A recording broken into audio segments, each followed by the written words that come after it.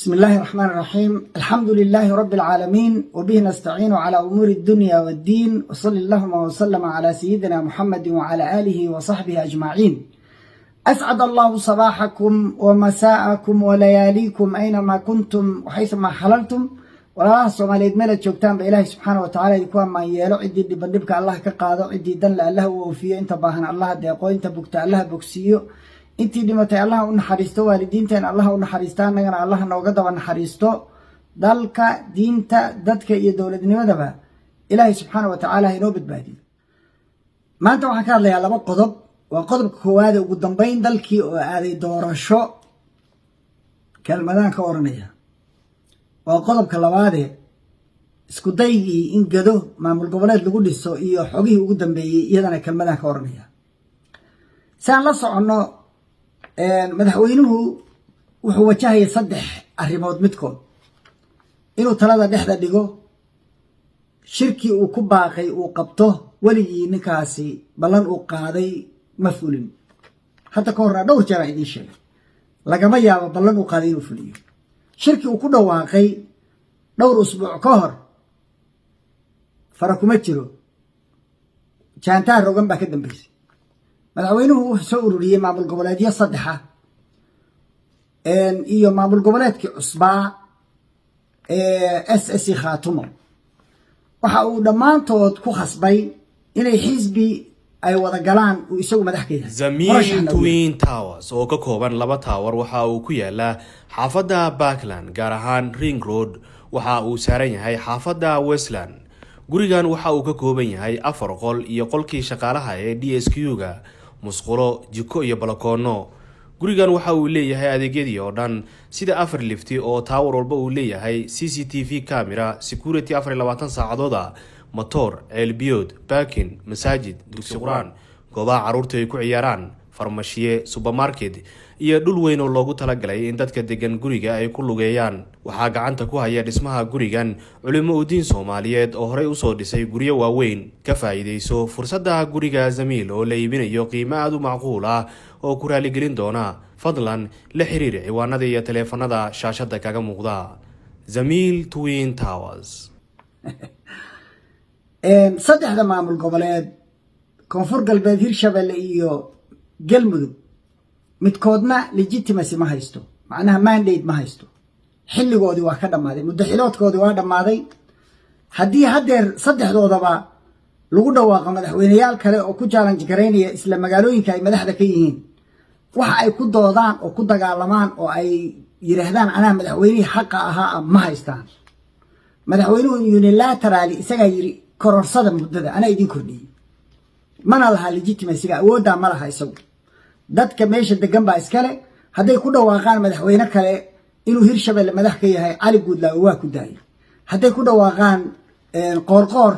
madaxweyne aan ahayn ay ku dhawaaqaan oo meel kale ay ka magacaabaan, qoorqoor kama xaq laha,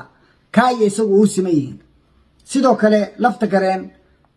khasab baa lagu soo geliyay iyo gacan maroojis iyo waa ku weeraraynaa, isaguna saas ku joogaa. muddaxileedkiisiina waa dhammaaday. haddii maanta mid kale lagu dhawaaqo, lagaga gees dhawaaqo magaalada Baydhabo, wuxuu kula diriro ku dagaalamo ma haysto, legitimacy ma leh.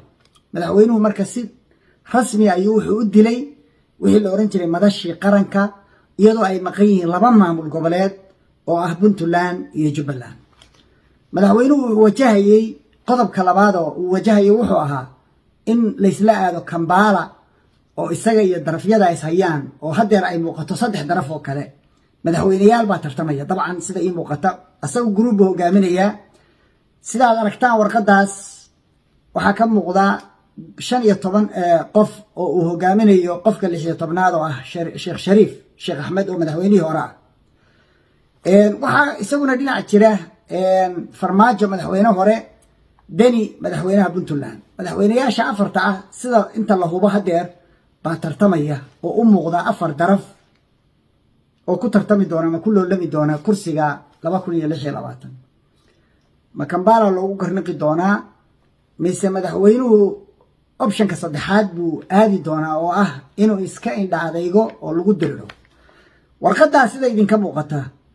ay Shariif iyo soo saareen ra'iisul wasaarayaashii hore iyo wasiirro hore iyo kandideedyo hore rag hore madaxweyne u tartamay oo hore murashaxiin hore kulligood waxay ku qoreen halkaas ka muuqata in madaxweynuhu uu ku suntan yahay musuq inuu gabi ahaanba ku fashilmay servicekii dowlad looga baahnaa oo uusan waxba u qaban karin ummadda 3 in ciidamadii gabi ahaanba ay dhumiyeen moralkii iyo awooddii ay lahaayeen oo iskaga dhicin jireen argagixisada 4 in dalku qarka u saaran argagixisa la wareegto waxay sheegeen dhulkii laga qabsaday sanad iyo bar ka hor intiisii badnayd inay dib u qabsadeen intaa waxaa sheegay 16 nin oo wada jilib culusta ah qodobka ah marka isaga iyo 4 daraf waan hadda sheegay oo 16 kaanu garab yihiin isaguna garab yahay iyo dhowrkiisa maamul goboleed iyo ciddii raacday ninka la dani iyo ciddii la socotaa uu garab yahay farmaajo iyo inta la socotaa ay garab yihiin dani iyo axmed madoobe waa hal garab waa isla socdaan taa ogaada waa xogaan idin siinayo waa isku garab hal garab wey farmaajona waa garab ma waxaa loogu garniqi doonaa Kampala 2 sida madaxweynuhu uu sheegi jiray yaan la isla aadin halkaas isagoo ku handadaya madaxweynihiisa ka horreeyay mise intuu indha adayga iyo sharci dumiska iyo burburinta iska daayo buu talada dhexda dhigi doonaa teendada tartiib loo aadi doonaa inta waqtigu ka dhamaan maalin loogu darimayo warqada waxa ku qoran ninka lagu eedeeyay maalin loogu darimayo waxa maalin loogu dari karaa dawladnimadii oo socoto oo soconaysa nin jooga oo sii jooga waa loogu dari karaa oo dawladnimada ay socoto haday ciidamadii burbureen waxa la wixii dalku lahaana la boobay musuqaas ay sheegayaan oo hadeerba ka socdo wali dalkii ka socdo laysla sugi maayo legitimacyga maalinta uu mandate ka dhamaado madaxweynkiisu dhamaado cidna kama xigo dadku kamid yahay shacabka hadeerna wuxuu noqday daraf kamid ah darafyada wuxuu ka dagay kursigii dhexdhexaadnimada iyo odaynimada iyo in isaga lagu soo aruuro faruhu ka qaaday xaggaas u aaday intaan waqti uu ka dhamaan yay ku eg tahay inaad doorasho ka shaqaysid intaan lagu yeerin oo inta laga qaado oo laga wareejiyo aan cid kale gacanta laga saarin inaad adigu si gobonimo ku jirto sidii waagi horeba aad u diyaar garowday doorasho xilkana aad wareejisid haddii laga guuleysto haddii aad guuleysatidna aad sii wadatid hawshaada waa talo kuu taal qodobka labaad madaxweynuhu markuu ku fashilmay dagaalkii Jubbaland waxaa la siiyey talo mahad salaad baa taladaa la iiga sheegay inuu lahaa Jubbaland kale ku dhis gobolka Gadow ilaa iyo hadda waxay soo gaartay madaxweynuhu talada degdeg uma qaato waxay ku soo gaartay iyadoo la isku haysto yaa madaxweyne ka noqonaya